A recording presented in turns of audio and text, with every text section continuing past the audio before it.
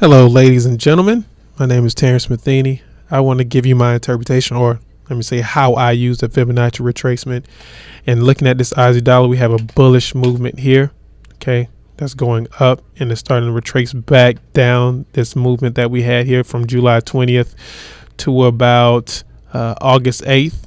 Okay, what I want to do, I want to click on the retracement button here by left clicking on it, and I want to go to the bottom of this movement where it, here is where it pulled back, stopped, found the support, and started pushing up. This is where I want to start my retracement from. Okay, so I'm going to left click here and drag this up to the highest wick or candlestick, and at this point it's right at, looks like around 92.23. All right, so we just bring that over. Bring it over, and I normally do this on a 240, so I can look at it on a 90-minute time frame. And then once I do that, just left click again. Okay, now this is where it can get a little tricky. Once you've left click to stop it, you want to make sure you right click to get this turned off here, because if you left click again, you'll start drawing a new Fibonacci retracement, and you don't want that. So you want to make sure you right click on it to stop it. Okay.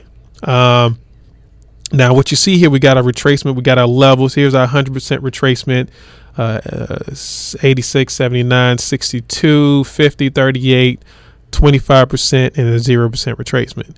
All right, now what we're seeing here is it's on this 240, it's pushing down, it broke the 50, had a tough time breaking that 50% retracement, retraced back to the 38% and tested that 50% again where it finally broke, but not a strong enough move. Push back up again to 25%. So it's been sort of bouncing up and down. Now our latest, it actually broke that 50% and broke through our 62% retracement, which is normally where we want to look to get into a position to go short or long on a trade. Well, you see it broke it and it sort of pulled back to that 62% retracement right at 88.60.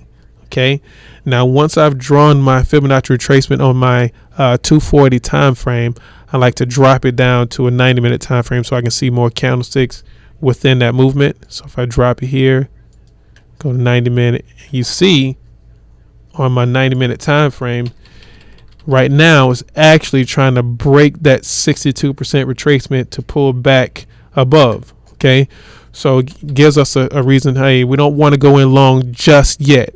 All right, right now this last candlestick on this 1030 time frame is straddling that 62% retracement. So if we were to look to go long, we might want to wait, somewhere around a good 10-15 pips above what it's currently trading at now. So right now it's at 88.65.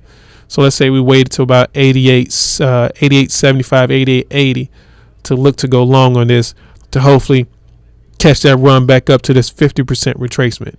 Okay, and if not, if it continues down on our overall bearish trend, we can look to get back into this short around 88.48, 88.40 to carry it completely back down to that 0% retracement from the time we looked at this on July 19th, I think date was.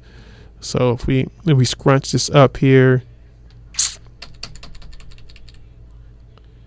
probably have to go back a little further. So if we scrunch it up, you'll see where our start of this whole movement began from. So go back to our 90-minute. Our 240, and here we go. This is our retracement that we're looking at. So right now on our big time frame, on our 240 time frame, you see how it's sort of just pushing right along with this retracement, pulling back. Hopefully we can see it pull back to this 100%, and we'll be along the ride for the short. The reason, like I say, the reason why I like using Fibonacci retracements is it gives me my levels to look to get into positions, what rates I want to get in at, short or long, and also give me cautionary points to not to get in a position, above a retracement or below a retracement. So that's my interpretation. That's how I use the Fibonacci retracements, and hopefully you learned something from today. Me going over this. Have a nice day. Talk to you soon. Bye-bye.